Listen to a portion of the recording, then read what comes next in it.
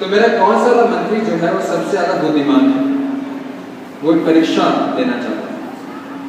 तो उसने छोटी सी परीक्षा ली। तो उसने क्या किया एक दिन कि सब मंत्रियों को इकट्ठा किया अपने सभा में। उसने सब मंत्रियों को इकट्ठा किया और इकट्ठा करने के बाद उसने क्या किया कि 3 खिलौने या गुड़िया सब मंत्रियों के सामने 3 गुड़िया रखी। तो सोचे कि अगर आप भी उस राज्य में, उस राज्य के मंत्री होते तो आप उसके प्रश्न का क्या उत्तर देते। तो देखते हैं इस सभा में सबसे ज्यादा बुद्धिमान कौन है। तो उसने क्या किया कि 3 गुड़िया उस सब मंत्रियों के बीच में रखी। तो जो पहली डॉल थी, ये पहली गुड़िया थी, तो राजा ने क्या किया कि एक तार ले लोहे और लोहे की तार लेने के बाद उसने वो तार उस गुड़िया के एक कान में डाला। और जब एक कान में डाला तो सब मंत्री देख रहे थे। इतने में क्या हुआ कि डालते डालते डालते डालते जो तार थी वो कान के दूसरे छिद्र से बाहर निकली। तो सब देखते रह गए। फिर दूसरी गुड़िया ली राजा ने, उसके साथ क्या किया कि एक और वैसे ही तार ली और उसके कान में डाली। जैसे कान के छिद्र में डाले तो तार यहाँ से गई, लेकिन निकली कहाँ से, इस बार मुंह से खाने। तो सब मंत्री देख रहे थे इसका क्या मतलब है कि पहले इस कान से निकल गई फिर मुंह से निकल गई, कैसे पहचाने सबसे अच्छी 2 गुड़िया कौन से। लेकिन फिर उसके बाद क्या किया राजा ने कि तीसरी गुड़िया और उसमें फिर वही लोहे की तार डाली। जब लोहे की तार डाली तो इस बार तार कहीं से नहीं निकली, ना कान से ना मुंह से, वो तार अंदर ही प्रवेश करती गई। तो राजा ने और डाली, फिर प्रवेश करते गए, डालते रहे डालते रहे डालते रहे, जब तक ये पूरी की पूरी तार उस गुड़िया के अंदर ही समा गई। अब राजा ने पूछा कि वास्तव में सबसे बुद्धिमान है वो पहचान जाएगा कि इन तीनों गुड़ियों में से सबसे अच्छी गुड़िया कौन सी है। तो क्या लगता है आपको, कोई जवाब नहीं चाहिए? तीसरी, अरे तो आपको सब बुद्धिमान मानते हैं, क्या कारण है तीसरी गुड़िया का? अच्छा, पहली गुड़िया में क्या कमी थी? एक कान से सुना लेकिन दूसरे कान से निकाल दिया।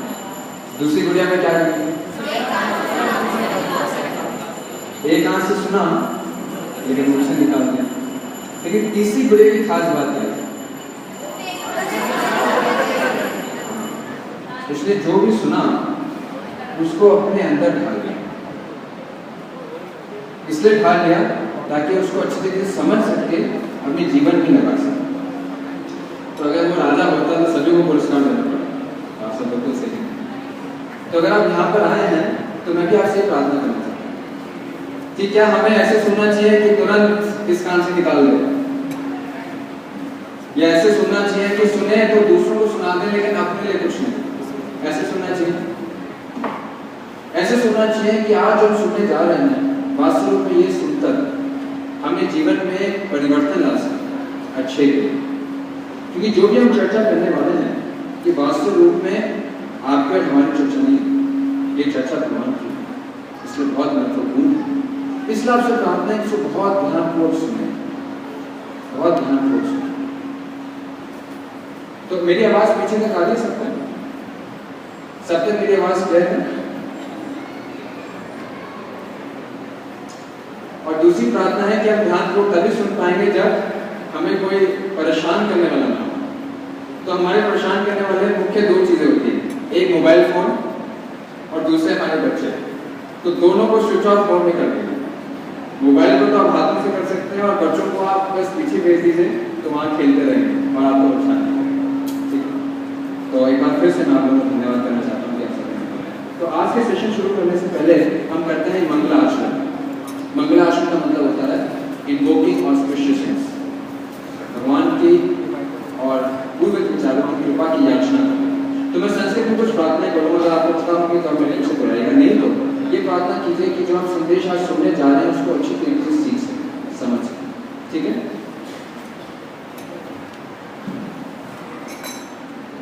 ओम अज्ञानतिमिरन्धस्य ज्ञानाञ्जनशलाकया चक्षुरुन्मीलितं येन तस्मै श्री गुरुवे नमः। श्री चैतन्य मनोभीष्टं स्थापितं येन भूतले स्वयं रूपा तदानीं ददाति स्वपदान्तिकम्। वन्देऽहं श्रीगुरुं श्रीयुतापदकमलं श्रीगुरुन् वैष्णवांश्च श्रीरूपं साग्रजातं सहगण रघुनाथान्वितं तं सजीवं साद्वैतं सावधूतं परिजनसहितं कृष्णचैतन्यदेवं श्रीराधा कृष्णपादान् सहगण ललिता श्रीविशाखान्वितांश्च। हे कृष्ण करुणा सिन्धु दीनबन्धो जगत्पते गोपेश गोपिकान्त श्रीराधाकान्त नमस्ते। तप्तकाञ्चन गौराङ्गी श्रीराधे वृन्दावनेश्वरी वृषभानुसुते देवी प्रणमामि हरिप्रिये। वाञ्छाकल्पतरुभ्यश्च कृपासिन्धुभ्येव च पतितानां पावनेभ्यो वैष्णवेभ्यो नमो नमः। जय श्री कृष्ण चैतन्य प्रभु नित्यानंद श्री अद्वैत गदाधर शिवासादि गौर भक्तवृंद। अब सब मेरे पीछे दोनों हाथ खड़े करके पूरे हृदय से बोले हरे कृष्णा कृष्णा कृष्णा हरे हरे हरे राम राम राम हरे हरे हरे कृष्णा कृष्णा कृष्णा हरे हरे हरे राम राम राम हरे हरे हरे कृष्णा कृष्णा कृष्णा हरे हरे हरे राम राम राम हरे हरे। नमो विष्णुपादाय कृष्णपृष्ठाय भूतले श्रीमते भक्तिवेदान्त स्वामिनिधि नामिने नमस्ते सारस्वते देवे गौरवाणी प्रचारिणे निर्विशेष शून्यवादी पाश्चात्य देशकारिणे।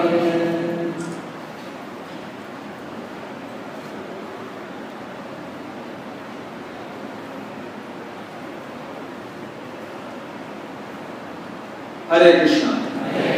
तो आज के जो है आज जो पहला सत्र है 7 डे सेशन कोर्स का हम शुरू करने वाले हैं आज। तो मैं आपका इसमें स्वागत करता हूँ। तो इस सेशन का नाम क्या है, कोई जानता है? पूरे कोर्स का क्या नाम है? कोर्स का नाम है जर्नी ऑफ सेल्फ डिस्कवरी। तो जैसे लिखा है ये जर्नी, एक यात्रा। तो आप हमारे साथ इस यात्रा में आने के लिए तैयार हुए हैं। तो जब भी हम एक यात्रा के लिए निकलते हैं तो निश्चित रूप से यात्रा तय करने से पहले हमारे मन में जो गंतव्य स्थान है, जो डेस्टिनेशन है, वो होता है। तो अगर ये भी जर्नी है, ये भी यात्रा है, तो निश्चित रूप से इसका भी एक डेस्टिनेशन होगा, एक अंतिम स्थान होगा जहाँ रुकेंगे। तो गंतव्य स्थान सोच कर, वो डेस्टिनेशन सोच कर आपने इस सेशन के लिए एनरोल किया। तो मैं जानना चाहता था शुरू करने से पहले कि आपने इस course journey of self discovery, ये जो यात्रा की तलाश जो हमारे साथ आपने तय की है, ये क्या सोच के तय? आपको क्या लगता है इस जर्नी से आपको क्या प्राप्त होगा? क्यों आपने रजिस्टर किया? क्या उद्देश्य है इस journey of self discovery course में आने के? आपका क्या उद्देश्य है? आपका क्या शुभ नाम है? नरेश। तो नरेश जी कह रहे हैं आनंद की तलाश, हैप्पीनेस। और कोई? आपका शुभ नाम? पवन जी कह रहे हैं भगवान को जानने की तलाश, खोज। ओके। और आपका शुभ नाम? हाँ, संदीप। संदीप जी कह रहे हैं भगवान के साथ संबंध किसका? और कोई पीछे से बताना चाहेगा? हाँ जी, आप बताइए। कृष्ण के बारे में जानना चाहिए। आपका शुभ नाम? रेणु। ठीक। और कोई पीछे से? हाँ जी। अपने आप को जानना, अपने आप को सेल्फ डिस्कवरी, अपने आप को जानना। Very nice. और आपका शुभ नाम? आराधना। तो आराधना करके आत्मा को परमात्मा से मिलना। बिल्कुल सही। लास्ट, आखिरी, कौन बताना चाहे? बिल्कुल पीछे से। हाँ, आप बताइए। पीछे आपने हाथ बताइए, जोर से बताइए। मैं नाम बताइए और बताइए। हाँ, शुभ नाम? हाँ जी, शकुंतला। ठीक है, आपको थोड़ा जोर से बोलना पड़ेगा क्योंकि काफी बड़ी सवाल है। मेरी आवाज पीछे नहीं आ रही, समझ में नहीं आ रही? ठीक है, तो जो ऑर्गेनाइजर्स हैं उनके लिए सूचना है कि आवाज पीछे क्लियर नहीं है, ऐसे ही है।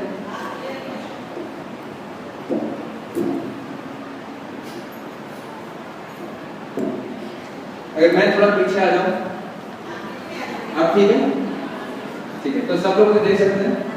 ठीक है, तो आप सब ने सही उत्तर दिए। हम सब ये चीज करेंगे, अपने आप की तलाश, आनंद की तलाश, और जो भी आपने कहा बिल्कुल सही था। लेकिन आज का सेशन में, जैसे नरेश जी ने पहले उत्तर दिया था, इस सेशन का क्या नाम है?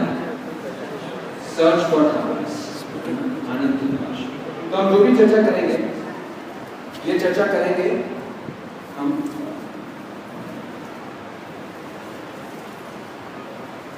जो इस्कॉन के संस्थापक आचार्य हैं, इस डिवाइन ग्रेस एसी भक्तिदान स्वयं प्रभुपाद, इनकी शिक्षाओं पर आधारित। तो सेशन, पहले सेशन का नाम है सर्च फॉर हैप्पीनेस। अब हम बड़े सोच के बताइए, अगर आप देखेंगे अपने जीवन में हम कुछ भी करते हैं, दिन के शुरू से लेकर दिन के अंत तक, साल के शुरू से लेकर साल के अंत तक, हमारे हर कार्य, हर एक्टिविटी के पीछे एकमात्र उद्देश्य होता है कि किस तरीके से हम उसमें से आनंद प्राप्त कर सकते हैं। हम कोई भी कार्य करते हैं इसलिए करते हैं क्योंकि हमें उससे कुछ आनंद प्राप्त हो, कुछ खुशी का अनुभूति हो, या दुख खत्म होंगे या हमारा आनंद बढ़ेगा, इसलिए हर कोई कार्य करते हैं। जैसे या तो परोक्ष रूप से, अपरोक्ष रूप से कुछ कार्य हम डायरेक्टली करते हैं आनंद की तलाश में। जैसे डायरेक्टली कौन सी चीजें करते हैं आनंद प्राप्त करने के लिए? अच्छा खाने की इच्छा होती है तो अच्छा खाने के लिए जाते हैं रेस्टोरेंट में, घूमने की इच्छा होती है तो घूमने के लिए जाते हैं, देखने की इच्छा होती है तो पिक्चर देखने के लिए जाते हैं, डायरेक्टली आनंद की खोज में। या इनडायरेक्टली भी देखेंगे, हर काम हम आनंद की तलाश में ही, खुशी की तलाश में ही करते हैं। इनडायरेक्टली कैसे? जैसा कि कोई व्यक्ति या घर में महिला अगर खाना बनाती है तो किस लिए? आनंद की खोज के लिए, उसमें से कुछ खुशी मिलती है। जब खाना खाते हैं तो उसमें से भी कुछ आनंद प्राप्त होता है, और जब खाना पच जाता है, जब पेट साफ करते हैं, उसमें से भी कुछ आनंद की अनुभूति होती है। जब रात को सोते हैं किस तलाश में? आनंद की तलाश में। और जब सुबह उठते हैं तब किस तलाश में? आनंद की तलाश में। एक नव युवक और एक नव युवती, एक यंग बॉय और यंग गर्ल आपस में मिलते हैं किसकी तलाश में? आनंद की तलाश में। कोई शादी करते हैं किसकी तलाश में? आनंद की तलाश में। और अगर वो शादी नहीं चले, उनके बीच में अनबन हो जाए, तो डाइवोर्स भी क्यों लेते हैं? आनंद की तलाश में। और उसके बाद आनंद की तलाश में वो दोबारा शादी करते हैं, या कुछ ब्रह्मचारी बन जाते हैं, वो भी आनंद की तलाश में। एक तपती धूप में एक रिक्शा वाला रिक्शा क्यों चलाता है? कुछ पैसों के लिए, आनंद की तलाश में। और उस रिक्शा में एक मोटा सेठ है ना, वो भी पसीने से लथपथ एक स्थान से दूसरे स्थान पे जाता है, आनंद की तलाश। यहाँ तक कि हम सांस भी लेते हैं तो हमें कुछ आनंद प्राप्त होता है। अगर आप सांस रोक लें तो तकलीफ होती है। तो देखें, चाहे परोक्ष रूप से डायरेक्टली या अपरोक्ष रूप से इनडायरेक्टली, हर कार्य के पीछे यही कोशिश होती है कि उसमें हमें क्या आनंद मिलता है, कैसे मैं तकलीफ कम करूं। सही बात है ना? लेकिन आप देखेंगे इतने सारे करते हैं, हर कार्य करते हैं आनंद की तलाश में, उसके बावजूद भी, हर प्रयास के बाद भी हम पूर्ण रूप से संतुष्ट नहीं होगा। जो भी हमें आनंद प्राप्त होता है, जिस तरीके से भी, कुछ ना कुछ कमी, कुछ ना कुछ वॉइड रहता है, असंतुष्टि फिर भी मन में रहती है। कितने लोग का ऐसा अनुभव है? अधिकांश का ऐसा अनुभव है, असंतुष्टि फिर भी रहता है। इसलिए हम टॉपिक का नाम क्या? सर्च फॉर हैप्पीनेस, आनंद की तलाश। हम किस चीज की तलाश करते हैं जो हमारे पास नहीं है, उसी की तलाश करते हैं।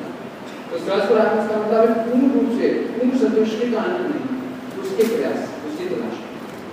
तो इस सेशन में आज हम देखेंगे कैसे हम ऐसी स्थिति प्राप्त कर सकें जिसमें हम हमेशा आनंद की स्थिति में रह सकें। ऐसा संभव है, लेकिन उसकी तलाश, उसकी खोज अगर भगवान चाहें तो आज हमारी पूरी हो सकती है। तो इस खोज के लिए मेरे साथ तैयार है? धन्यवाद। बोले जोर से हरे कृष्णा। हरे कृष्णा। धन्यवाद। ठीक है। तो आनंद की तलाश में जारी आगे चलते हैं। लेकिन अगर आनंद की तलाश करनी पहले तो ये जानना चाहिए कि कौन कौन से आनंद होते हैं।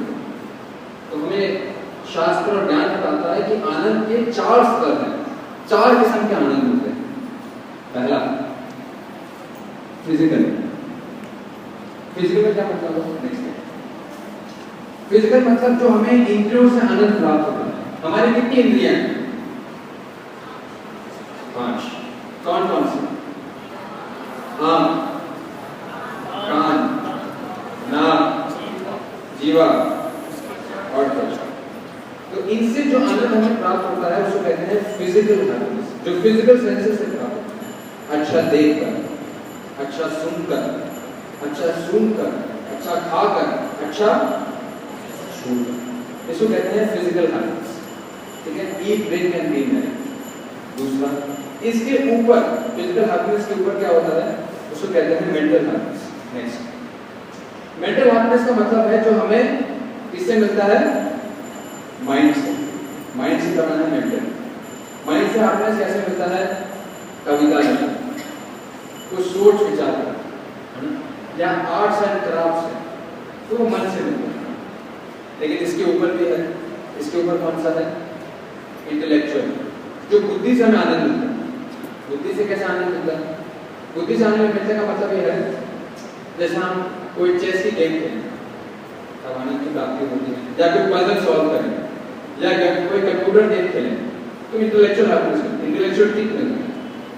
मैथमेटिक्स से कोई प्रश्न लेके बैठे उसको सॉल्व कर लेंगे तो इंटेलेक्चुअल हैप्पीनेस। और इसके ऊपर होता है next spiritual happiness. Spiritual happiness का मतलब होता है जो हमें आध्यात्मिकता से मिलता है, भगवान की आराधना करके, भगवान की पूजा करके, भगवान की सेवा करके, स्पिरिचुअल हैप्पीनेस। लेकिन मैं आपसे सबसे प्रश्न पूछता हूँ, इन चारों में से अधिकांशतः हम कौन से आनंद ले जाते हैं? कौन से आते हैं? फिजिकल, जो हमें इंद्रियों से मिलता है, फिजिकल हैप्पीनेस ले। और आपसे सबसे बात पूछो, फिजिकल हैप्पीनेस का मतलब होता है अच्छा खाना, अच्छा घूमना, अच्छा सुनना, अच्छा सुनना, अच्छा देखना। इस फिजिकल हैप्पीनेस के, इंद्रियों के सुख के लिए एक चीज दुनिया में सबसे ज्यादा जरूरी है, जिसके बिना हम ये कोई चीज प्राप्त नहीं कर सकते। अच्छा खाना है, अच्छा सुनना है, अच्छा देखना। क्या है वो? कैश। कैसे इंग्लिश में कहते हैं, नो ऐश विदाउट कैश। पैसे के बिना कोई इंद्रिय तृप्ति नहीं कर सकते, पैसा तो चाहिए। क्योंकि पैसा चाहिए इंद्रिय तृप्ति के लिए, इंद्रिय सुख के लिए, इसलिए पूरा जीवन का लक्ष्य क्या बन जाता है? पैसा। और जो जितना ज्यादा पैसा कमा ले वो उसको उतना सुखी माना जाता है, उसको उतना कामयाब माना जाता है। इसलिए जीवन की तरक्की, जीवन की कामयाबी किस पे निर्भर हो जाती है? पैसे पे। उसको लगता है कि पैसे से ही आनंद मिलता है या जो इंद्रियों का सुख मिलता है। तो कोई ज्यादा सुखी रह सकता है अगर उसके पास ज्यादा पैसा, नो ऐश विदाउट कैश, ऐसा माना जाता है। पहले जमाने में एक कहा करते थे कि इफ मनी इज लॉस्ट, कुछ साल पहले, 50-100 साल पहले ऐसे कहा करते थे, money is lost, nothing is lost. अगर पैसा किसी व्यक्ति का खो जाए कोई बड़ा नुकसान नहीं। इफ कैरेक्टर इज लॉस्ट, अगर किसी का चरित्र गिर जाए, समथिंग इज लॉस्ट, कोई नुकसान जरूर हुआ।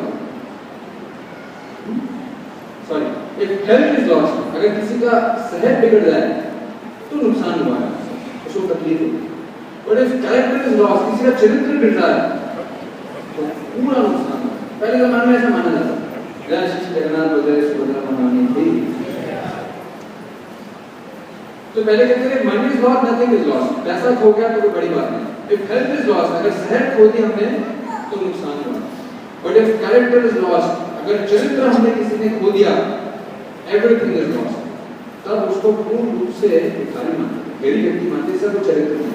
ये पहले की बात बता। लेकिन अब क्या होता है? अब थोड़ा सा उल्टा हो गया, थोड़ा सा चेंज हो गया। अब क्या हो गया कि if character is lost, nothing is lost, सब बढ़िया, बहुत एडजस्टेबल है। हर स्थिति में हर व्यक्ति के साथ वो एडजस्ट करता है, उसको चरित्र नहीं है, नथिंग इज लॉस्ट, कोई बड़ी बात। If health is lost, if सेहत बिगड़ जाए, समथिंग इज लॉस्ट, कुछ नुकसान नहीं।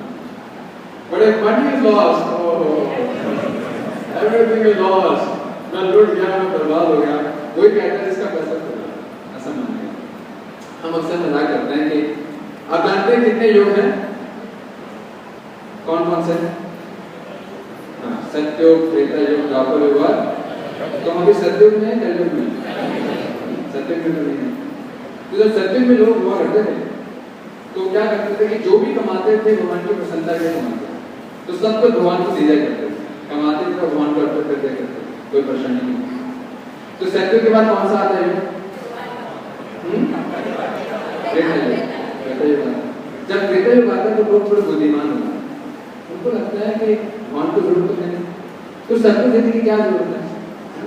तो उन्होंने एक नियम बनाया, कहता ऐसे करेंगे हम कमाएंगे, लेकिन क्या करेंगे, एक गोल चक्कर बनाएंगे, एक गोला बनाएंगे, और फिर क्या करेंगे कि पैसे ऊपर उछालेंगे, और पैसे ऊपर उछालने के बाद सोचे अगर आपको तनख्वाह मिले और ऐसा गोला बनाए और सारे पैसे ऊपर उछालें, सब नोट लें और ऊपर उछालें, जैसे ऊपर उछालें जो उस गोले में गिर गया वो भगवान का, जो गोले के बाहर गिरा हो गया, चलो ठीक है, और वो गोला कितना बड़ा बना हमारे ऊपर है, लेकिन चलो एक नियम है, गोले के अंदर वो भगवान का, गोले के पास हमारा, एक नियम। फिर त्रेता युग का कौन सा युग है? तो लोग और बुद्धिमान हो गए, उनको लगा यार थोड़ा गोला भी बड़ा है, तो क्या करते हैं, एक लाइन खींच देते हैं और फिर पैसे ऊपर देंगे, जो उस लाइन पे गिर गया वो भगवान का, और उसके बाहर गिरा तो चलो फिर भी नियम है, कुछ तो भगवान को दे देते हैं, लेकिन उसके बाद कौन सा युग आता है? लोग सबसे ज्यादा बुद्धिमान हो जाते हैं और वो नहीं करती बना, वो कहते हैं काम करते हैं, हम पैसे ऊपर उठाते, जो भगवान ने पकड़ लिया वो उनका बाकी मिला। तो कहने का मतलब यह है कि नो ऐश विदाउट, हर चीज पैसे से संबंधित, पैसे से पूरा जीवन जो है मापा जाता है। और पैसे के पीछे तलाश की मेहनत क्यों करते हैं, या एक सुखी जीवन किसको मानते हैं? सुखी जीवन हम उसको मानते हैं जिसमें हमारी जो 4 बेसिक जरूरत है वो पूरी हो जाए। 4 बेसिक जरूरत का क्या मतलब है कि हम अच्छा खा पी सकें, हम खाने पीने में तकलीफ ना हो पहले, दूसरा अच्छा घर हो, सोने की रहने की तकलीफ ना हो, तीसरा हमारी जो कुछ इच्छाएं हैं वो पूरी हो जाए, और चौथा हम अपना बचाव कर सकें, कोई तकलीफ कठिनाई ना हो। तो ये 4 चीजें, तो एक सुखी जीवन का क्या मतलब होगा कि अच्छा खाना, अच्छा सोना, अच्छा मैथुन करना, इंद्रवृत्ति करना और अच्छा बचाव करना। तो एक सुखी जीवन का मतलब ये 4 चीजें। अब मैं आपसे एक प्रश्न पूछता हूँ, आप सब सोच के बताइएगा, जितने भी यहाँ पर हैं आप सब सोच के बताइएगा। आप देखेंगे हम जो भी करते हैं, चाहे हम किसी कंपनी में काम करें या कॉलेज में पढ़ाई करें या विदेश जाएं, कुछ भी अगर हम करते हैं उसके पीछे उद्देश्य ये 4 चीजों को बढ़ाने के लिए, अच्छा करने के लिए। आप सोच लीजिए, अगर मैं आपसे प्रश्न पूछूं क्या आप कोई ऐसी चीज बता सकते हैं जिसका उद्देश्य ये 4 चीजों की बढ़ोतरी ना हो? कोई ऐसी चीज बता सकते हैं जो हम करते हैं या कोई करता हो, उसके पीछे उद्देश्य इन 4 चीजों को अच्छा करना है, बढ़ाना है कोई ऐसी चीज तो बता सकते हैं? बताइए। शकुंतला, भगवान की भक्ति। वैसे कैसे बात था, हमने एक बार सर्वे लिया, हम मंदिर में बैठ गए और हमने प्रश्न पूछा, जितने भी लोग अंदर आते हैं हमने उनसे पूछा कि हम आपकी इस प्रश्न का जो उत्तर है किसी को बताएंगे नहीं, सिर्फ आपसे पूछना चाहते हैं कि आप मंदिर में क्यों आए। हमने ये एक क्वेश्चन आंसर तैयार किया और सब जितने भी लोग अंदर आ रहे थे उनसे अंदर आने से पहले पूछा कि आपका भगवान के पास आने का क्या उद्देश्य है। तो क्या लगता है आपको सबसे बड़ा उद्देश्य क्या होगा?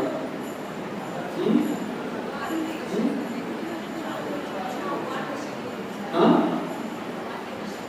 दर्शन के लिए, ये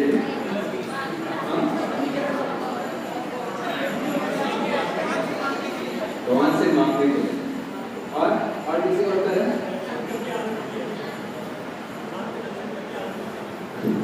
अच्छा, ये सबसे बड़ा उत्तर है। और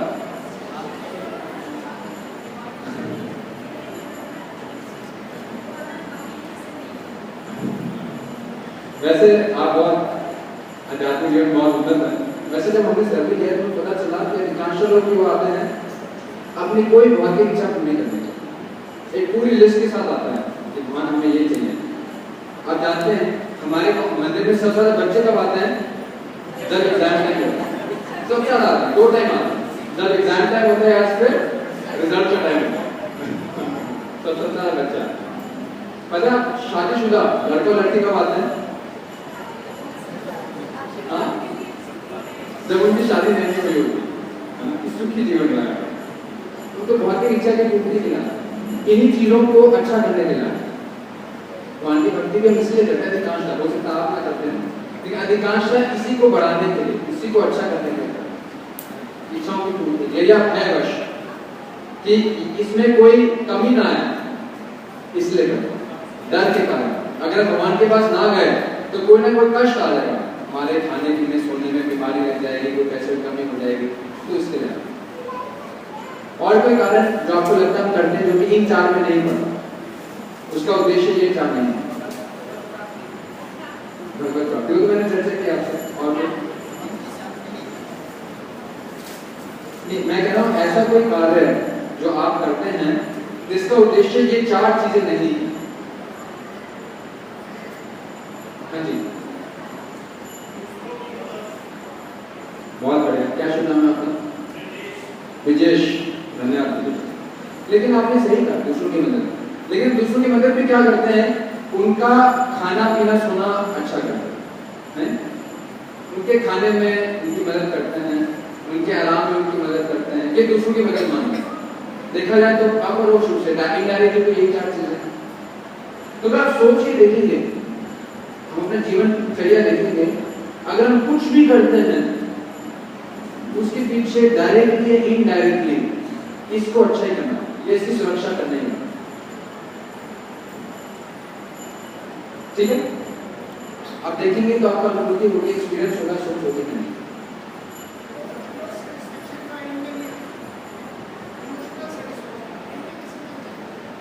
वो हो सकता है, लेकिन हम करते तो यही, आपको उत्तर सही होगा, लेकिन हम करते तो यही, हम चर्चा करेंगे। करते तो हम पूरे दिन में जितनी भी हमारी दिनचर्या है, जितने भी हमारे कार्य, उसके पीछे उद्देश्य ही होता है। उससे मिलता नहीं है जैसा आपने कहा, लेकिन फिर भी करते ही।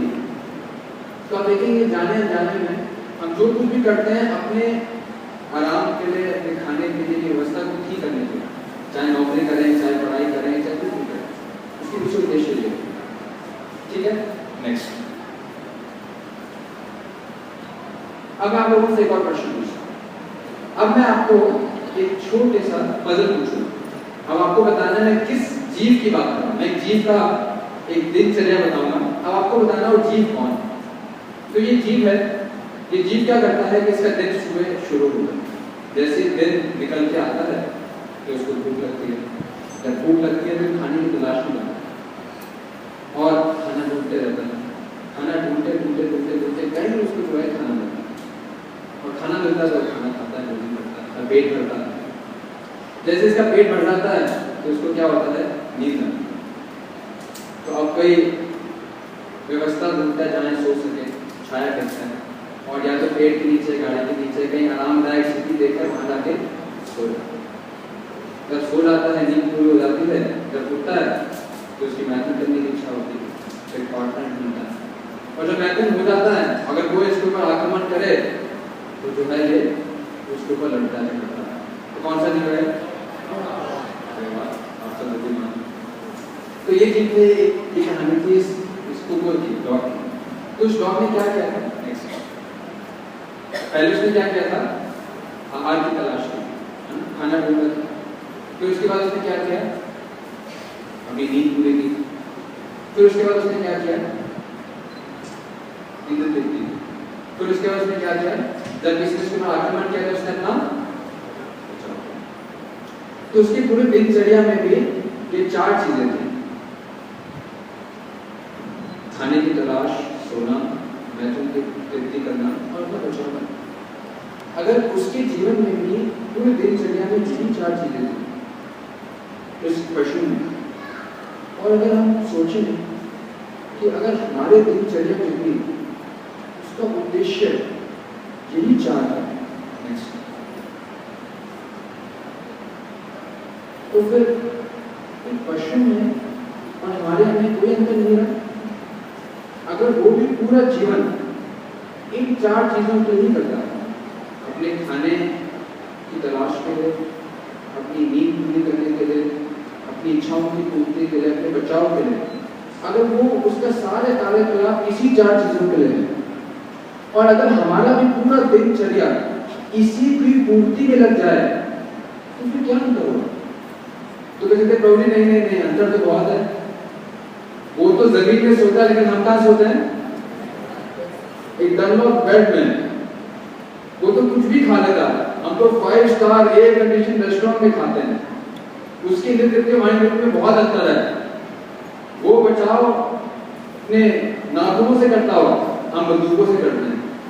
वास्तव में ये अंतर हुआ जब वो खाना खाता है जमीन पर, जब हम रेस्टोरेंट में जो खाने का आनंद है उसके लिए हमारे लिए एक समान। जब हम नींद में सो जाते हैं, सोने के बाद जो उसको संतुष्टि मिलती है, जब हमें मिलती है, वो एक समान। जो बचाव की जरूरत उसको लगती है, वो हमें लगती है। जो इंद्रिय तृप्ति वो करता है, मैथुन में सुख प्राप्त करता है, हम भी प्राप्त करते हैं। अगर वो भी 4 चीजें नहीं कर रहा और हम भी 4 चीजें कर रहे हैं, इसका मतलब हमारे और उसमें कोई अंतर नहीं हुआ। क्या अंतर सिर्फ इसी का है कि हम एक रेस्टोरेंट में बैठ के खाते हैं और वो जमीन पे खाता है, हम एक एयर कंडीशन रूम में सोते हैं और वो गाड़ी के नीचे सोता है, क्या यही अंतर है? अगर यही अंतर है सिर्फ, तो प्रभुपाद कहते थे फिर हमें क्या कहना चाहिए? Next next next next next. अगर सिर्फ यही अंतर है तो प्रभुपाद कहते हैं कि हम फिर क्या बन गए? 2-legged sophisticated deluxe edition of animal। हमें क्या करना चाहिए? 2 पैर वाले डीलक्स पशु। हमें फिर ये करना चाहिए, 2 पैर वाले डीलक्स पशु। अगर उनके 4 कार्यों में हमारे 4 कार्यों में कोई अंतर नहीं है, अगर सिर्फ सोफिस्टिकेशन का अंतर है, तो हमारा जीवन भी पशु को ही है, पशु को। लेकिन महाभारत में एक श्लोक आता है जिससे हम समझते हैं कि वास्तव में सिर्फ एक चीज ऐसी है जो एक पशु को और एक मनुष्य में भेद है। सिर्फ एक चीज है, अगर वो चीज नहीं अपनाते तो महाभारत कहती है हमारा जीवन पशु के समान। हो सकता है वो देश का प्रधानमंत्री हो या नोबेल लॉरिएट हो, अगर वो भी सिर्फ 4 चीजों के जीवन जीता है तो हमारे शास्त्र कहते हैं कि वो पशु के समान। सिर्फ सोफिस्टिकेशन का अंतर है, सिर्फ डिग्री का अंतर है। और अगर आप देखेंगे तो जानवर इन 4 चीजों में कई गुना आगे हैं। जैसे खाने पे आ रहा है, एक व्यक्ति बड़े से बड़ा रेसलर कितना खा सकता है? अगर उसको समोसे खिलाने जाए, कितने समोसे खा लेगा? बताइए, कितने समोसे खा लेगा? कितने खा लेगा? 20 खा लेगा। एक हाथी को समोसे खिलाइए, कितने खाएगा वो? हाँ, 500 खाएगा, नहीं खाएगा? कहीं गुना आगे। सोने पे आ जाए, एक व्यक्ति अगर लग जाए सोने पे, उठ जाए, क्या मतलब कितनी देर होगा, कितनी देर सोना, कितनी देर सो सकता है? कितनी देर सो जाएगा? 1 दिन, 2 दिन। लेकिन जब एक पोलर बेयर सोता है, कितनी देर के सोता है वो? 6 महीनों के लिए, 6 महीने। मैथुन, एक आदमी एक दिन में कितना मैथुन कर सकता है? आप जानते हैं कबूतर एक दिन में 300 बार मैथुन, 300 टाइम्स। एक मनुष्य चाह के भी नहीं कर सकता। बचाओ, एक जानवर के पास तो भगवान ने दांत और उनके नाखून दिए, हमें बचाओ के तो कुछ और अपनी जरूरत पड़ती, बंदूकों की जरूरत पड़ती, कुछ और की जरूरत पड़ती, वो तो अपने नाखूनों से दांतों से अपना बचाव करना है। तो अगर ये 4 जीवन का लक्ष्य है तो ये 4 पशु तो हमसे कहीं गुना, कहीं गुना। लेकिन महाभारत कहते हैं नहीं, एक ऐसी चीज है जो वास्तव में पशु और मनुष्य में भेद है, डिफरेंस है।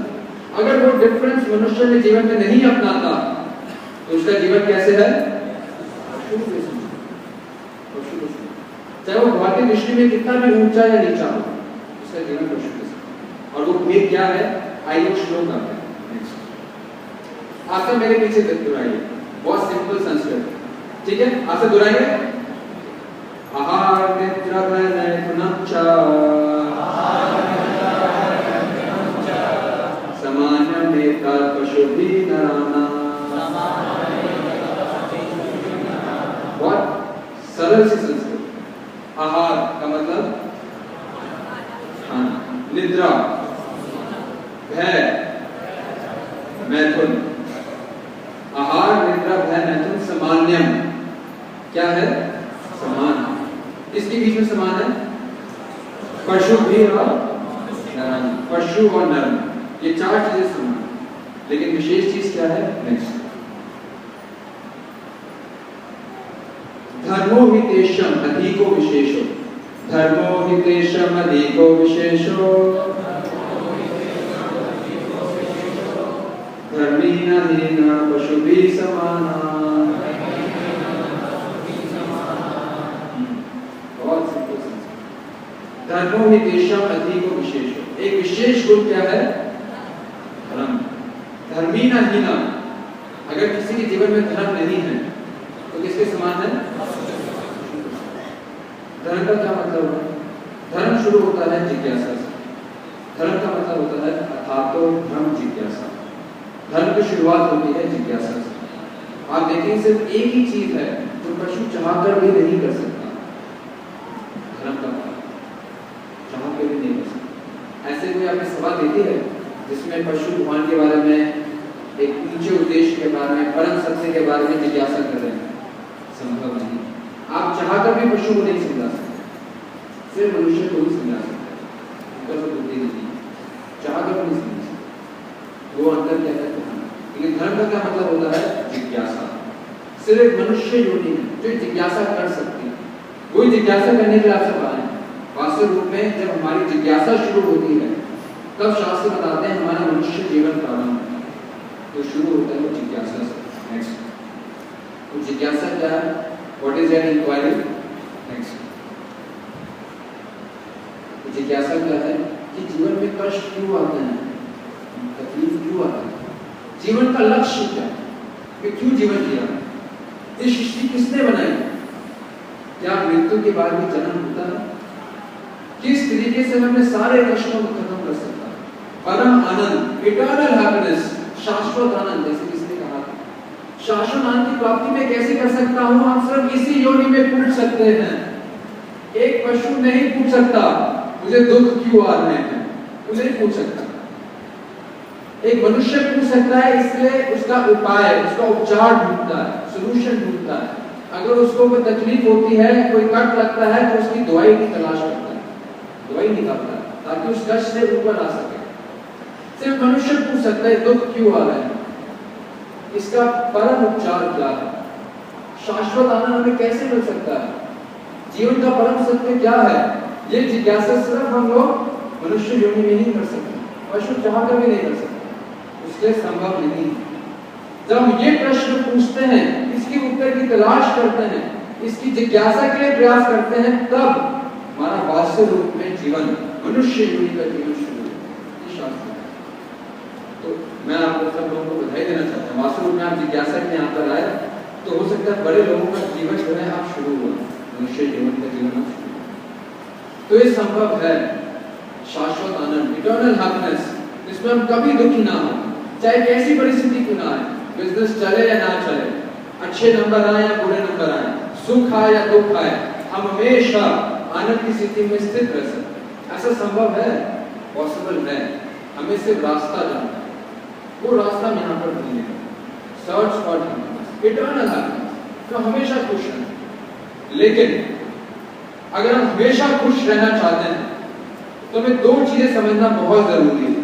अब आप ध्यान से सुनिए, अगर हम लोग शाश्वत आनंद, इटर्नल हैप्पीनेस, हमेशा सुखी रहना चाहते हैं तो दो चीजें समझने बहुत जरूरी हैं। वो दो चीजें क्या हैं? पहला, कि जिस रास्ते में हम आनंद ढूंढ रहे हैं वो वास्तविक रूप में सही है या गलत है।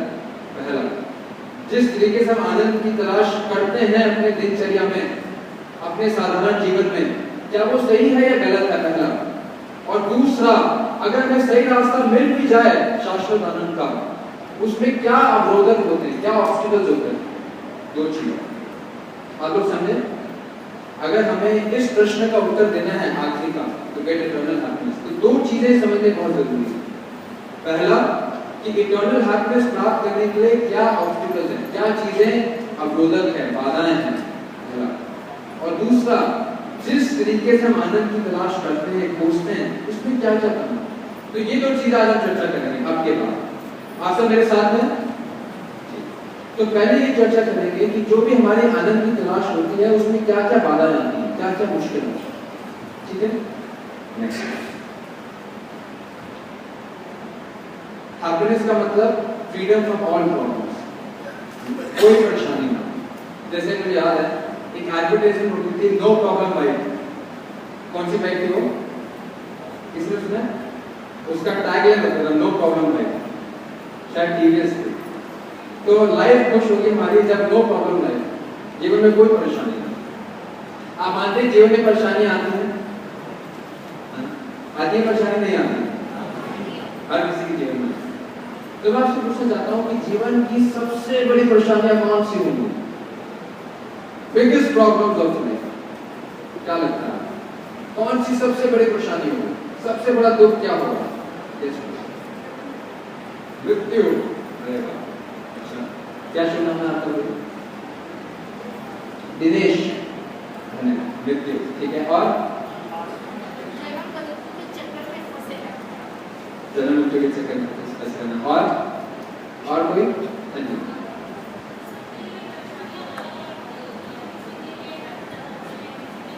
आपके लिए क्या है सच? वो पूछना था, सच सच।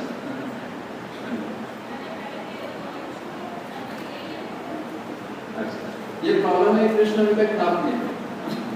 और कोई?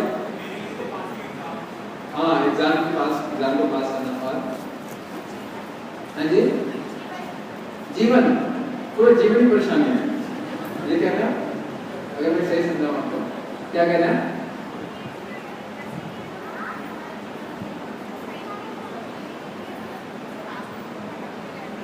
हमें ये नहीं पता सही तरीके से जीना कैसे, ये भी परेशानी है। और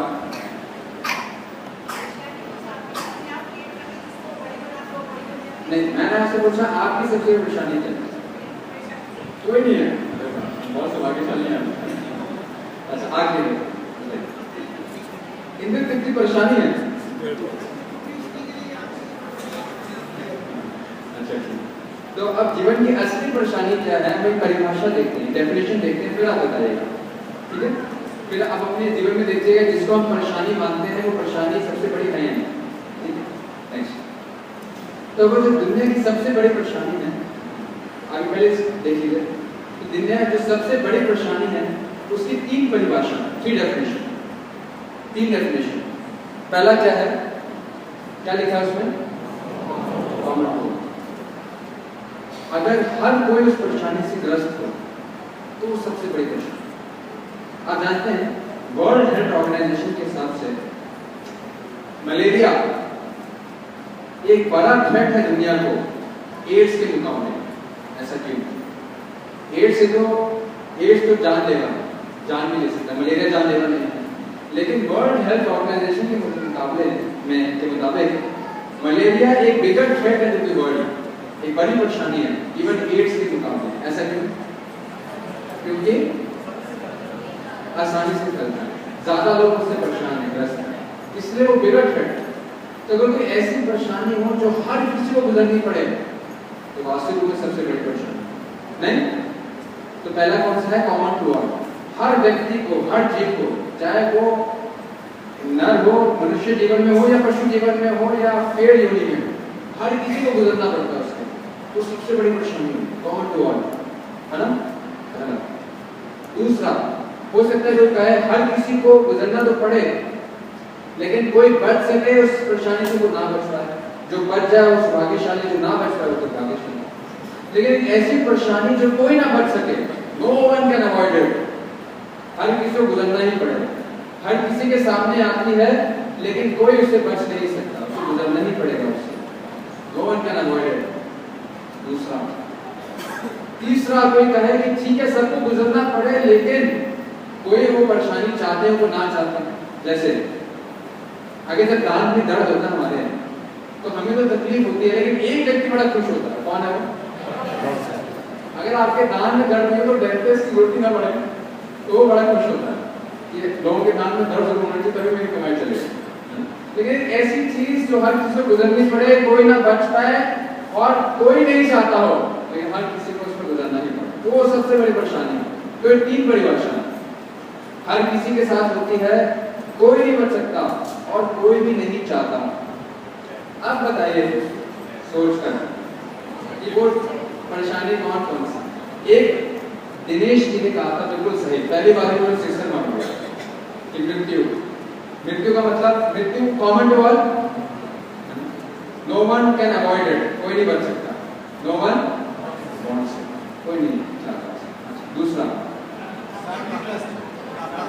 शारीरिक कष्ट, हम कह सकते हैं बीमारी ना, बीमारी बिल्कुल सही। क्या सुनना है आपका? हाँ, महाकान, महाकानिया बिल्कुल सही का, बीमारी शारीरिक कष्ट कॉमन टू ऑल, कभी ना कभी कोई बीमार जरूर होता है। No one can avoid it, कोई नहीं बच सकता। ऐसा कोई नहीं कोई शारीरिक कष्ट ना हो, तकलीफ ना हो, बीमारी ना हो, होती जरूर है। नो वन वांट्स इट, कोई नहीं चाहता, बिल्कुल सही। बीमारी, एक हो गया मृत्यु, एक हो गया बीमारी, और जन्म, अच्छा ठीक है, और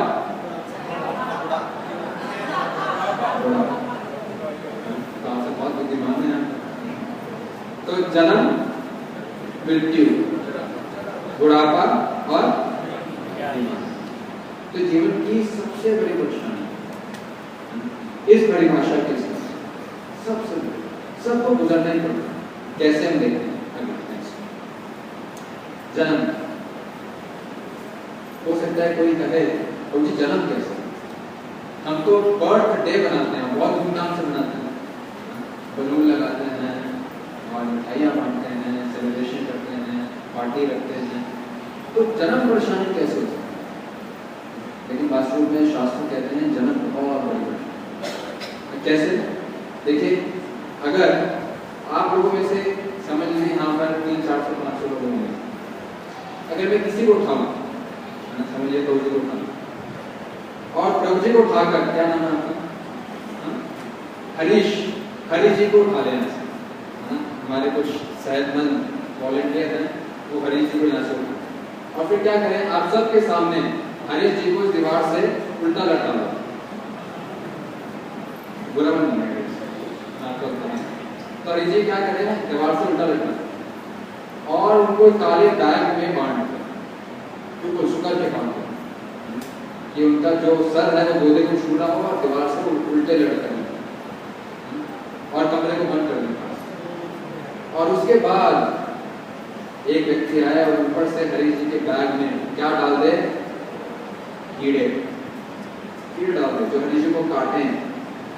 और उसके बाद क्या हो, उस बैग के अंदर डाल दे गरम बदबूदार मल से भर दे, और फिर उसके बाद मूत्र,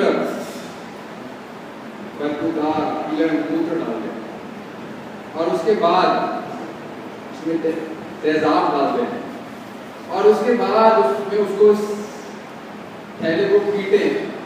तो हरीश जी का कैसे भावनाएं होंगे? सुखी होंगे, दुखी होंगे? बहुत दुखी होंगे, सिर्फ दुखी नहीं होंगे, बहुत दुखी होंगे।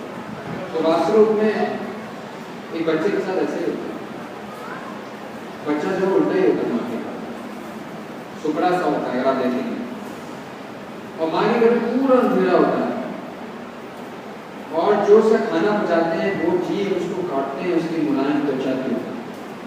और जब माँ गर्भवती होती है तो उसको क्या खाने की इच्छा होती है? खट्टा खाने की इच्छा होती है। तो उसको खटास लगती है उस बच्चे को, और उसमें मल भरा होता है, मूत्र भरा होता है, और जब माँ चलती है उसको धक्के लगते हैं। इसलिए जब भी बच्चा माँ के गर्भ से निकलता है, कैसे निकलता है? रोते हुए निकलता है। और अगर इतने दुखों से कोई बेहोश हो जाए और माँ के गर्भ से निकले और बेहोश अवस्था में निकले, तो डॉक्टर या नर्स क्या करते हैं? उसको चूंटी मारते हैं, और चूंटी मारते मारते बेहोश बच्चे जब जागता है और दोबारा रोता है, तो वो नर्स कहती है congratulations, the child is normal, कहते हैं बच्चा रोते हुए करता है, उसको बहुत तकलीफ होती है। हमारे शास्त्रों में यहाँ तक लिखा है जब बच्चा माँ के गर्भ में होता है उसको इतनी तकलीफ होती है कि कुछ बच्चों को अपने सारे पूर्वजन्म याद आते हैं और वो भगवान से प्रार्थना करता है कि इस बार मुझे इस गर्भ से निकलने दीजिए ताकि मैं आपकी भक्ति करके दोबारा गर्भ में कभी न जाऊं।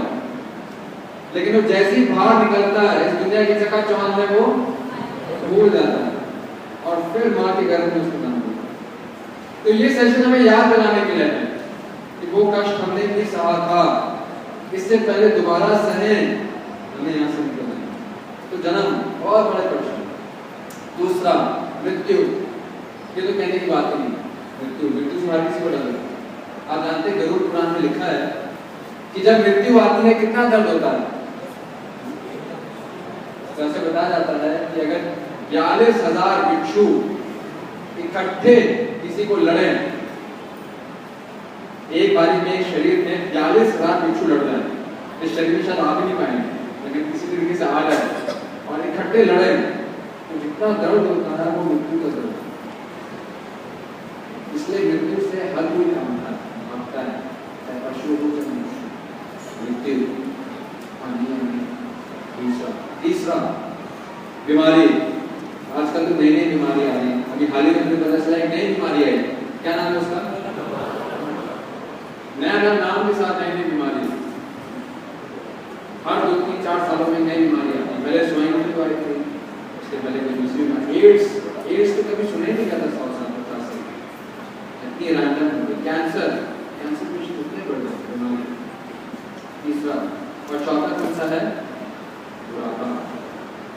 बुढ़ापे को जैसे हिंदी में कहते हैं कि उगते सूरज को हर कोई नमस्कार है, डूबते सूरज को नमस्कार। जब वो जवानी में सब काम करते हैं तो सब उसकी तारीफ करते हैं, बुढ़ापे में जो है सब के व्यर्थ होता है। बच्चे भी कहते हैं दादाजी खुद भी करते हैं, कहते हैं दादाजी से प्यार है। बुढ़ापा बूढ़े व्यक्ति को कोई नहीं प्यार, परेशान है। शंकराचार्य श्लोक कहते हैं बुढ़ापे में क्या होता है? अंगम गलितम पलितम मुंडम दशनम महीनम जातम कुंडम विद्यति गृहीत्वा दंडम तथापि न मुझे आशा करना। कहते हैं बुढ़ापे में क्या होता है? अंगम गलितम, अंग जो है वो गल जाता है, बदसूरत हो जाता है। एक खूबसूरत से खूबसूरत महिला भी जो है बदसूरत हो जाती है। अंगम गलितम पलितम मुंडम, उसके सर क्या हो जाता है? साफ होना शुरू हो जाता है, बाल कटाने की जरूरत पड़ती है, कटे कटाई मिलते हैं। पलितम मुंडम दशनम महीनम जातम कुंडम, जो 32 का स्कोर है वो 2-4-6 रह जाता है, दान के रहते हैं। दशनम महीनम जातम कुंडम विद्यति गृहीत्वा दंडम, उसके हाथों में क्या आ जाती है? उसको सहारा बन जाती है।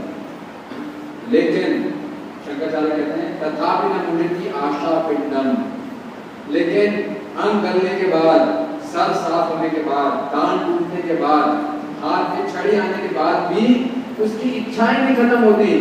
वो कोई खा नहीं सकता, देख नहीं सकता, घूम नहीं सकता, लेकिन इच्छाएं जो है उतनी ही प्रबल रहती हैं, उसको उकसाती हैं। इसलिए बुढ़ापे में कहते हैं सटा जाता है। वो इच्छा की पूर्ति करता है लेकिन कर नहीं पाता, क्योंकि उसके बाद इंद्रियां नहीं होती। बहुत बुरी अवस्था होती है, बुरा नहीं होना चाहिए, लेकिन ये तो हम वास्तव में शाश्वत आनंद प्राप्त तभी कर सकते हैं जब इन चारों चीजों से हम मुक्त हो जाएं।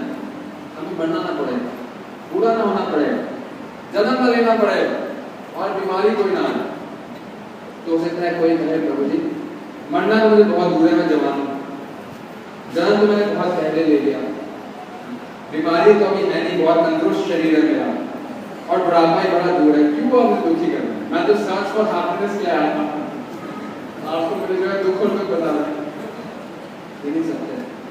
अगर कोई किसी का बुढ़ापा भी दूर हो, मृत्यु भी दूर हो, जन्म वो ले चुका हो और कोई बीमारी ना हो, लेकिन भगवान कहते हैं इन चार के साथ 3 चीजें मुफ्त में प्राप्त होती हैं, आपको फ्री में दी जाती है, ना चाहते हुए भी। तो 3 चीजें क्या हैं? अगली, पहला आध्यात्मिक क्लेश। आध्यात्मिक क्लेश का मतलब जो शरीर और मन को क्लेश प्राप्त हो, चाहे शारीरिक चाहे मानसिक। मैं पीछे अखबार में पढ़ रहा था कि 2020 में कौन सी सेंचुरी चल रही है? 2014। 2020 में एक आर्टिकल था कि इंडिया जो है सुपर पावर बनना है, ऐसा आर्टिकल।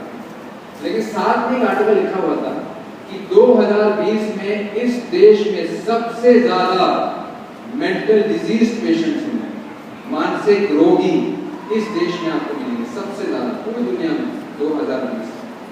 तो शारीरिक और मानसिक, अमेरिका में तो यहां तक कहा जाता है कि हर 3 में से एक व्यक्ति साइकियाट्रिस्ट के पास जाता है। साइकियाट्रिस्ट जानते हैं ना, मनोरोगी। हर 3 में से एक व्यक्ति साइकियाट्रिस्ट के पास जाता है। लेकिन अजूबे वाली बात यह है कि हर साइकियाट्रिस्ट एक और साइकियाट्रिस्ट के पास जाता है अपना इलाज करने के लिए। बेचारे को उसको भी जाना पड़ता है, इतनी चीजें सुनता हो तो भी दुखी हो जाता है। तो आध्यात्मिक क्लेश। दूसरा आदि भौतिक क्लेश। आदि भौतिक क्लेश मतलब हमें दूसरे जीव देते हैं, चाहे हमें पड़ोसी देता है या बॉस देता है या सास को बहू देती है, बहू को सास देती है, पति को पत्नी देती है या पत्नी को पति देते हैं।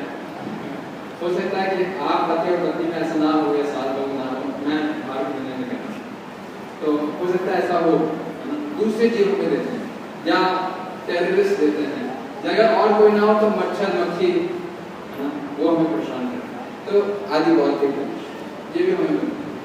और इसके बाद कौन सा है? आदि दैविक क्लेश, जो हमें देवता या प्रकृति देती है। ऐसे तो बहुत उदाहरण है हमारे देश में। अभी कहाँ पर बाढ़ आ रही है? उसके पास है कहाँ पर वो जो है जब बादल फटे थे और फिर अभी पीछे जगन्नाथपुरी के पास कालीन तूफान आया। तो ये तो आते रहते हैं, प्रकृति में या ज्यादा गर्मी या ज्यादा सर्दी। तो ना चाहते हुए भी हमें दिनचर्या में कभी ना कभी या शरीर देता है तकलीफ, या मन देती है, या कोई दूसरा जीव दे देता है, और कोई ना तो देवता है प्रकृति हमें जरूर देता है। लेकिन अगर वास्तव में कुछ शाश्वत आना चाहते हैं तो हमें इनका समाधान है, और ये हर किसी के साथ होगा, चाहे वो गरीब हो या अमीर हो। Next next next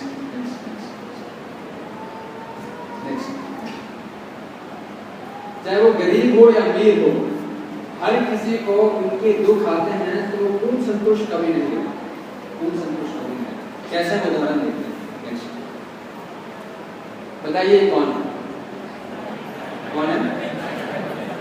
princess Diana, queen of England, England की रानी प्रिंसेस डायना। प्रिंसेस डायना के पास कोई कमी होगी आपको लगता है? कोई भी कमी नहीं होगी, धन की, दौलत की, ऐश्वर्य की, नाम की, शौहरत की, किसी रूप में आराम की, किसी रूप की कमी नहीं होगी। लेकिन जब डायना से पूछा गया कि आप सुखी हैं, तो डायना ने क्या उत्तर दिया? नेक्स्ट कोई जोर से पढ़ना चाहेगा? कोई पढ़ सकता है जोर से? हमारे लिए कोई पढ़ सकता है जोर से? जोर से पढ़े, जितने आपकी तेज आवाज है।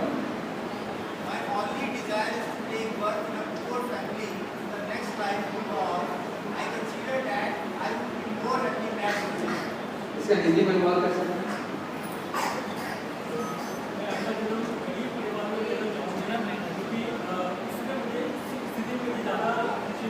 हाँ, डायना क्या कह रही है? शायद दुनिया की सबसे अमीर औरत डायना कहती है कि मैं ओनली डिजायर, मेरी एकमात्र इच्छा क्या है कि मेरा जन्म कहाँ हो? एक अमीर खानदान में। कहाँ हो? गरीब खानदान। और जो औरत गरीब खानदान में होती है वो क्या कहती है? मैं ओनली डिजायरस अमीर खानदान। चाहे वो अमीर हो या गरीब, संतुष्टि कहीं नहीं मिलती। नेक्स्ट ये कौन है? Michael Jackson. माइकल जैक्सन को कहते थे किंग ऑफ पॉप्स, पॉप्स का राजा, किंग ऑफ पॉप्स। और माइकल जैक्सन से इंटरव्यू लिया गया, आपको जीवन में तो सब कुछ है, इतनी फैन फॉलोइंग है, पूरी दुनिया आपके पीछे लटकू हुआ है, आपका जीवन कैसा होगा? वो इंटरव्यू ने पूछा, जो इंटरव्यू ने पूछा तो माइकल जैक्सन ने क्या कहा? नेक्स्ट ये कोई पढ़ना चाहेगा? प्लीज तुरंत कोई पढ़ना चाहेगा? देखिए पढ़ सकते हैं जोर से, जोर से। And said from the beginning that since it first started, why so sad? Michael lonely said, having to face popularity and all that, but I was used to always cry from loneliness. तो Michael Jackson कहते हैं कि मेरा जीवन कैसा है, एक बच्चे के समान। बच्चे के समान क्यों है? क्योंकि हर 2 घंटे बाद मुझे उठना पड़ता है। उठना क्यों पड़ता है? हर 2 घंटे के बाद उठना क्यों पड़ता है? रोने के लिए। जैसे एक बच्चा 2 घंटे के बाद उठता है, मैं भी उठता हूँ, तो मुझे अकेलापन खाता है। ये कौन कह रहा है? माइकल जैक्सन, जिसके पीछे पूरी दुनिया पागल है। वो कहता है कि मैं अकेलेपन के लिए रोता हूँ, मेरा कोई मित्र नहीं है सच्चा। Michael Jackson. नेक्स्ट, ये कौन है जानते हैं? मोहम्मद अली। दुनिया में शायद सबसे ज्यादा शक्तिशाली व्यक्ति। मोहम्मद अली एक पंच मारता था, एक पंच, किसी को भी धनाशाही कर देता था मोहम्मद अली। जब मोहम्मद अली से पूछा गया ओलंपिक्स में, आप अपने बारे में बताइए, मोहम्मद अली ने कहा आई एम द ग्रेटेस्ट, सबसे ज्यादा शक्तिशाली मोहम्मद अली ने कहा। फिर कुछ साल बीते, दोबारा ओलंपिक्स आए 94 में सियोल में। मोहम्मद अली से पूछा, तो मोहम्मद अली को जब फ्लैग होस्टिंग सेरेमनी में जब उनको ये फ्लैग पकड़ाया गया, लेकिन मोहम्मद अली से फ्लैग को नहीं पकड़ा गया। तो जब आगे इंटरव्यू ने पूछा मोहम्मद अली वो कैसे हैं, तो मोहम्मद अली ने दोबारा वही कहा, I am the greatest, but I am the greatest fool, सबसे बड़ा मूर्ख। क्योंकि मोहम्मद अली को क्या हो गया था? पार्किंसन डिजीज, जिसके कारण वो चाय का प्याली भी उठा पाया। Heavyweight boxing champion, world champion, चाय का प्याला भी उठा, पार्किंसन डिजीज। नेक्स्ट, ये कौन है? दुनिया के सबसे मशहूर अमेरिकी के राष्ट्रपति रोनाल्ड रीगन। और ये क्या कहते हैं? रोनाल्ड रीगन को हो गया था अल्जाइमर। अल्जाइमर का मतलब होता है भूलने की तकलीफ। वो ये भी भूल गए अपनी मृत्यु से पहले कि वो कभी राष्ट्रपति भी थे। दुनिया के सबसे मशहूर राष्ट्रपति ये भी भूल गए कि वो कभी राष्ट्रपति थे। तो जब तक हमारे पास ये 7 तकलीफ हैं, जन्म, मृत्यु, बुढ़ापा और बीमारी, और ये आध्यात्मिक, आदि भौतिक और आदि दैविक क्लेश, हम कैसी अवस्था में क्यों ना हो, अमीर हो या गरीब हो, प्रसिद्ध हो या फिर इस किसी देश के राष्ट्रपति क्यों ना हो, हमारे जीवन में आनंद नहीं आ सकता। तो सबसे पहले इन परेशानियों का समाधान करना है, अगर हम वास्तविक रूप में आनंद चाहते हैं। नेक्स्ट, तो इसका समाधान कैसे किया जाए? नेक्स्ट, ये पहले नेक्स्ट, तो ये 4 लोग हैं जो समाधान बताते हैं। जब वैज्ञानिक के पास जाते हैं तो वैज्ञानिक क्या कहता है? वैज्ञानिक क्या करता है? फैक्ट फॉर सॉल्यूशन देता है। वो कहता है आप बूढ़े हो जाओ कोई परेशानी नहीं है, अगर आपके चेहरे पर कुछ रिंकल आ जाए, आप क्या करें? सिंपल फेस लिफ्ट लगा दीजिए, फेस लिफ्ट। या अगर बाल आपके सफेद हो जाए तो क्या करें? आप डाई लगा दें, सब ठीक हो जाएगा। लेकिन क्या उससे बुढ़ापा रुक जाएगा हमारा? Temporary solution, fact for solution. दूसरा, फिलोसोफर कहते हैं कि भूल जाओ, सब बढ़िया है। नेक्स्ट, सब बढ़िया है, काम your mind, keep it simple stupid, this principle, सब बढ़िया है, सब ठीक चल रहा है। तो ऐसे करके वो जो है अलग अलग स्लोगन से हमें शांत करने की कोशिश करते हैं, लेकिन इससे समाधान नहीं मिलता। या फिर नेक्स्ट, किसी नास्तिक के पास चले जाएं, वो क्या कहता है? सब बकवास, किसी को कुछ नहीं पता है, जैसा जीवन आ रहा है जीने दो, किसी का कोई उपाय नहीं है, सब अंधकार में है, किसी को कुछ नहीं पता, वो ऐसे बोलते। लेकिन ऐसी शक्ति है। जय श्री जगन्नाथ जय सुभद्रा महारानी की, श्री लक्ष्मी नरसिंह की। तो वो ऐसा कहते हैं, सब बकवास। या नेक्स्ट, जो कर्मी होते हैं क्या करो? बस काम में डूब जाओ, भूल जाओ सब कुछ, काम करते रहो, पैसे कमाते रहो, सब अपने आप ठीक हो जाएगा, पढ़ना तो सभी को पड़ेगा, बूढ़े से सभी होंगे, बीमार से सभी होंगे, ऐसा कोई उपाय नहीं है, काम करते रहो, मेहनत करते रहो, पर्सपिरेशन, हार्ड वर्क, ऐसे बोलते बोलते वो बुलाने की कोशिश करते हैं। लेकिन जब बुढ़ापा आना, मृत्यु आनी होती है तो नेक्स्ट, तो वास्तविक रूप में इसका उपाय क्या है? भगवान गीता में बताते हैं, गीता में उपाय देते हैं कैसे हम इन 7 से ऊपर आ सकते हैं, वो हमें पता चलेगा आगे वाले सेशन। तो पहला, ये 7 परेशानियों से ऊपर कैसे आ सकते हैं? पहला है अगर हम शाश्वत आनंद चाहते हैं तो परेशानियों का समाधान कैसे कर सकते हैं। दूसरा जो मैंने चर्चा की थी, अगर हम खुश रहना है तो परेशानियों से कैसे बचें, पहला। और दूसरा, जिस रास्ते में हम आनंद ढूंढ रहे हैं क्या वो रास्ता वास्तविक रूप में सही है या गलत, उससे हमें शाश्वत आनंद मिलेगा हाँ या ना, ये देखने की कोशिश करें। तो जब हमने पहले सेशन में शुरू किया था तो हमने चर्चा की थी साधारण रूप में हम आनंद किस तरह पे ढूंढते हैं, फिजिकल, मेंटल, इंटेलेक्चुअल, स्पिरिचुअल में से कौन सा सबसे ज्यादा, फिजिकल। इंद्रिय तृप्ति जैसे थोड़ी नहीं कही, इंद्रियों की तुष्टि में आनंद ढूंढते हैं, उसको सुखी मानते हैं जो अपनी इंद्रियों को हमेशा संतुष्ट कर सके, जो उसके मन की इच्छा वो पूरी कर सके, वो व्यक्ति सबसे सुखी माना जाता है। जो इंद्रिय भोग कर सके उसको सुखी मानते हैं, जो अच्छा देख सके, अच्छा खा सके, अच्छा छू सके, अच्छा सुन सके, अपनी सारी इच्छाओं की पूर्ति कर सके, इंद्र तृप्ति कर सके, उस व्यक्ति को वास्तव में सुखी माना जाता है। वो आनंद का रास्ता अधिकांशतः भारतीय लोगों के लिए। लेकिन अगर आप ध्यानपूर्वक देखें, ये जो रास्ता है इंद्रियों को तुष्ट करने वाला, इसमें 8 कमियां हैं जो हमने एनालाइज की। तो ध्यानपूर्वक देखिए, उसका हमने एक एक्रोनिम बनाया, शॉर्ट फॉर्म बनाया है, जिसको हम कहते हैं पैरिस फ्लू, PARISFLY। ये 8 कमियां हैं। अगर हम लोग सिर्फ इंद्र तृप्ति को सुख का रास्ता माने, आनंद की तलाश करें सिर्फ इंद्र तृप्ति के द्वारा, तो उसमें आपको 8 तकलीफ आएंगी, उस रास्ते में 8 कष्ट है। वास्तव में वो शाश्वत आनंद का रास्ता नहीं है, इंद्र को संतुष्ट है। वो कौन कौन सा है, ध्यानपूर्वक सुनिए। आप सब मेरे साथ में हैं? तो पहला क्या है, अगर हम इंद्र तृप्ति को ही वास्तविक रूप में आनंद का रास्ता मानते हैं तो पहली तकलीफ क्या आएगी, P स्टैंड्स फॉर पेनफुल। जैसे अधिकांशतः कैसे अक्सर भाषा में कहते हैं, जितने भोग उतने रोग। जितना कोई व्यक्ति भोग करने की कोशिश करता है तो उसको रोग हो जाता है। अगर कोई व्यक्ति ज्यादा खाता है तो किससे ग्रस्त हो जाता है, मोटापे से। अगर ज्यादा टीवी देखता है तो क्या परेशानियां होती है, आंखें कमजोर होती है। सुबह से लेकर शाम तक अगर वो ऊंचे स्तर पर सुनते रहता है तो क्या परेशानी हो जाती है, आंखें कमती है, कान जो है उसको तकलीफ शुरू होती है। जितनी भोगने की कोशिश करते हैं उसके साथ दुख आता ही आता है।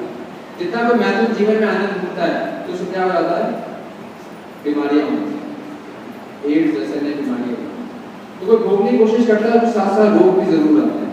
पेनफुल, जैसे पेनफुल एक सिक्के के 2 सरफेस के समान, हेड और टेल के समान। अगर एक तरफ सुख है दूसरी तरफ तो दुख जरूर आता है। इंद्र तृप्ति के साथ एक ही सिक्के के 2 पहलू, हेड और टेल, सुख और दुख। पहला है पी, पेनफुल। हर इंद्र तृप्ति के साथ दुख जरूर करता है, कोई ना कोई तकलीफ जरूर आती है, पेनफुल। दूसरा ए, पी के बाद ए स्टैंड्स फॉर एडिक्टिव।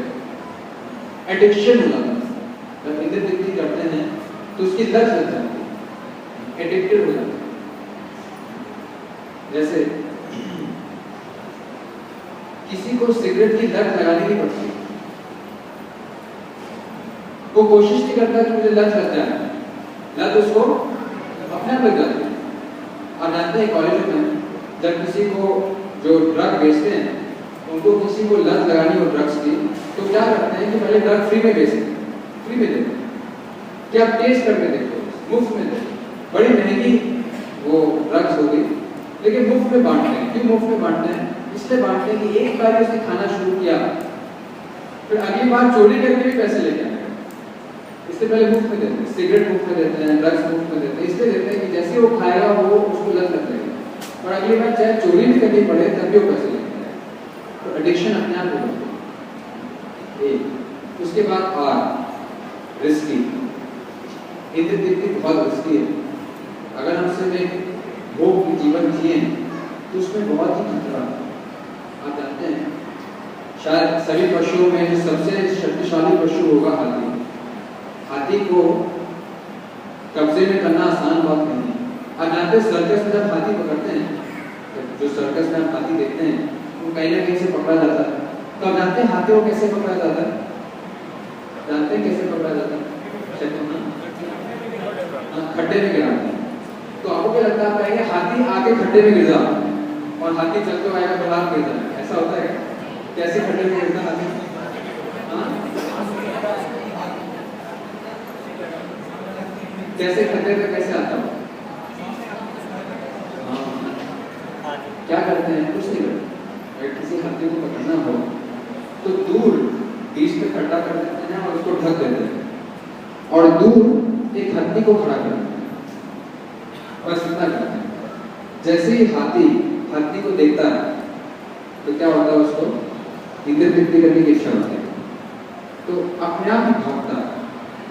भागते भागते भागते भागते एक पैर ऐसा लगता है कि किसी जमीन ही नहीं होती और तमाम हाथी 30-30 फुट नीचे गिर रहा है। फिर क्या करते हैं कि 4 दिन तक हाथी को भूखा रखते हैं।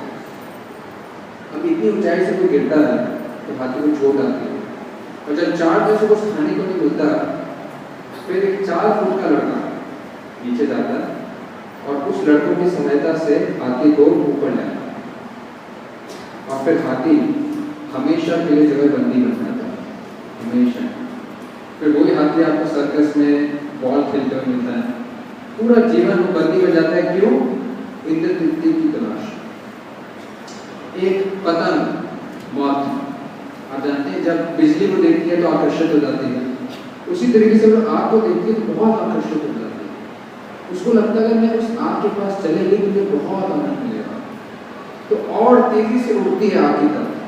लेकिन जैसे वो आग की तरफ उड़ती है वो जल के एक मछली कैसे पकड़ते हैं कि कांटे में कुछ खाना लगता है। हो सकता है उस पूरे समुद्र नदी में उसको कई जगह खाना मिल जाए, लेकिन जब वो खाना हिलता है तो उसको लगता है ये खाऊंगी तो मुझे बहुत आनंद मिलेगा। जैसे उसको चबाती है वो कांटा जो है उसके नाक से निकलकर उसको पेयर्स कर देता है और मछुआरे को पता चलता है, वो खींच के उसको बाहर निकालता है और उसको मृत्यु को प्राप्त होता है। तो इंद्र तृप्ति बहुत रिस्की है, तो बहुत खतरा है। नेक्स्ट नेक्स्ट नेक्स्ट फिर PAR के बाद आई इल्यूशनरी। लगता है कि इंद्र तृप्ति में भोग में सुख है लेकिन सुख नहीं होता, महसूस होता लेकिन होता नहीं। मैं उदाहरण देता हूँ, जैसे एक धोबी को अगर अपना पूरा कपड़ों का सामान एक तट से दूसरे तट तक ले जाना पड़ता है तो क्या करता है, गधे के सामने एक लकड़ी के आगे जाके एक पोटली में कुछ घास बांध देता है, घास या गाजर बांध देता है। तो उस गधे को लगता है गाजर या घास ये 2 कदम दूर, तो क्या करते हैं 2 कदम चलता है, तो 2 कदम चलता है, उसके पीछे डंडा होता है तो डंडा भी 2 कदम और आगे हो जाता है। लेकिन वो धोबी क्या करता है, उसके ऊपर पूरे का पूरे कपड़े की पोटली रख देता है, गाजर बोलते बस 2 कदम दूर, 2 कदम दूर, और 2 कदम चलते चलते चलते चलते चलते उसको वो नदी में गया और नदी में वो कपड़े धोता धोबी तो दोबारा उसके ऊपर कपड़े तानता है और फिर गाजर को या घास को लटका देता है और फिर 2 कदम करते करते करते वो अपने घर से घाट तक और घाट से घर तक धोबी से पूरे कपड़े धोता है। और जब वो घर पहुंच जाता है तो वो गधे को वही घास खिला देता है, लेकिन उस गधे को नहीं पता होता घास तो मुझे कहीं पर भी मिल जाती है, घास तो कहीं पर मिल जाएगी, लेकिन गधे को लगता है जब तक वो घास जो मेरा मालिक है वो ना खिलाए तब तक मैं संतुष्ट नहीं रहूंगा, मुझे मालिक वाली घास चाहिए। घास तो कहीं भी मिल जाती है, लेकिन वो जो मालिक वाली घास की तलाश में इतना समान होता है, तो लगता है हमें बस ये प्राप्त हो जाए। जब वो प्राप्त हो जाता है लगता है ये प्राप्त हो जाए, जब वो प्राप्त हो जाता है एक और चीज प्राप्त हो जाए। ये दौड़ हमेशा चलती रहती है, कभी खत्म नहीं है। जो बाइसिकल में होता है वो बाइक की तलाश में होता है, जो बाइक में होता है वो गाड़ी की तलाश में होता है, जो गाड़ी 800 चलाता है वो स्पीड की तलाश में होता है, जो स्पीड चलाता है वो एक्सेंट की तलाश में होता है। वो आज कभी खत्म नहीं है। इल्यूशनरी, जो प्राप्त हो जाता है उसमें संतुष्टि नहीं।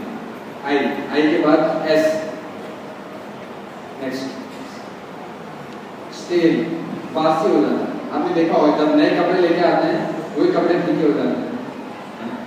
जब हम अक्सर मजाक करते हैं कि जब शादी होती है तो लड़का लड़की के पैर जो है जमीन पे नहीं उतरते और कुछ सालों के बाद वो दोनों पैर इकट्ठे घर पे नहीं रहते, एक साथ नहीं रह पाते। या इंग्लिश में कहते हैं कि love is blind but marriage is an eye opener, जो शादी जो आंखें खुला देती है। बात से होता है। नेक्स्ट, उसके बाद फ्रस्ट्रेटिंग, आप जैसा सुख चाहते हैं उसको छोड़ के सारे सुख मिल जाते हैं। कभी कभी अक्सर ऐसा अनुभव होता है कि जब कॉलेज में थे, जो बस की तलाश में रहते थे वो बस को छोड़ के सारे बस आ जाते हैं, और जब दूसरे बस पर चढ़ जाते हैं तो जो बस आने वाले होते वो आ जाते हैं। जैसा सुख चाहते हैं, जितना सुख चाहते हैं, जिस मात्रा में, जिस किस्म का, उसको छोड़ के मिलता है। फ्रस्ट्रेटेड। और उसके बाद हेल्थ, लोअरिंग ऑफ डिस्कम्फर्ट। जैसे कोई व्यक्ति अस्पताल में एडमिट हो तो जब उसकी नर्स आ जाती है, उसको स्नान करा देती है, उसको दवाई खिला देती है, खाना खिला देती है, उसको आराम करा देती है, चाहे उसका एक हाथ ऊपर हो, एक हाथ ऊपर हो, फ्रैक्चर में पूरा शरीर हो, लेकिन जब ये सब चीजें हो जाए तो वो खुश होता है। और जिस दिन नर्स नहीं आती वो दुखी हो जाता है। तो उसका सुख क्या है? दुखों का कम होना, बस लोअरिंग ऑफ डिस्कम्फर्ट, ये इसका सुख की परिभाषा है।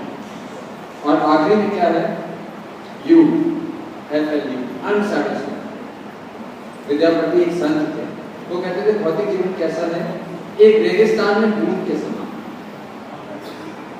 अगर एक रेगिस्तान में किसी को प्यास लगता है, वो पानी मांगे और आप पानी की जगह बूंद दे दें, तो क्या संतोष होगा वो?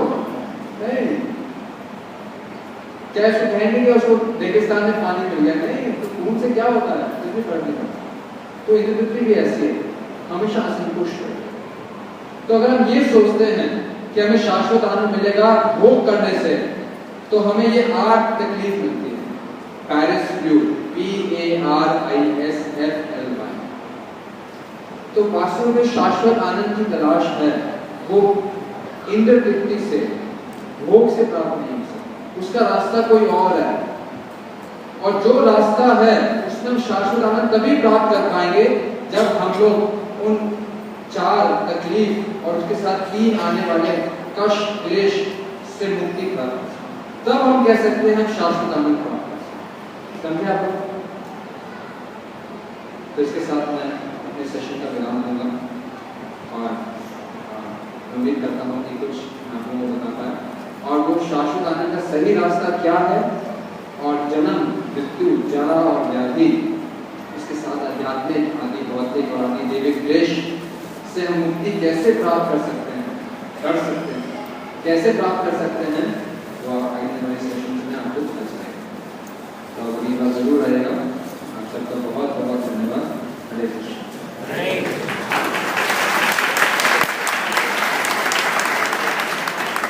बहुत सुंदर व्यवस्था है, प्रसाद जरूर लेके जाएगा। और अगला सेशन ठीक अगले हफ्ते उसी स्थान, उसी समय में हम आपको प्रेजेंट करेंगे। 2 मिनट अनाउंसमेंट्स करने के लिए वक्त आ रहे हैं। अगर किसी का कोई प्रश्न है तो पूछें। हरे कृष्ण। मेरा प्रश्न ये है कि हरे शब्द का क्या अर्थ है? हरे कृष्ण बोलते हैं, हरे शब्द का क्या अर्थ है? तो आप लोगों ने प्रश्न सुना। प्रश्न था कि जब हमने शुरू में हरे कृष्ण गाया तो हरे शब्द का क्या मतलब? हरे शब्द का मतलब होता है, हरा जो है वो, हरे जो है हरे कृष्ण, हरे जो है हरा से निकला है, और हरा जो है वो राधा रानी को संबोधित करता है। तो हम जब गाते हैं तो हरा को हरे करके वो केटे को हरे बन जाता है, तो राधा रानी का प्रश्न। तो अगर किसी का कोई प्रश्न है तो मैं यहाँ पर हूँ, कुछ देर के लिए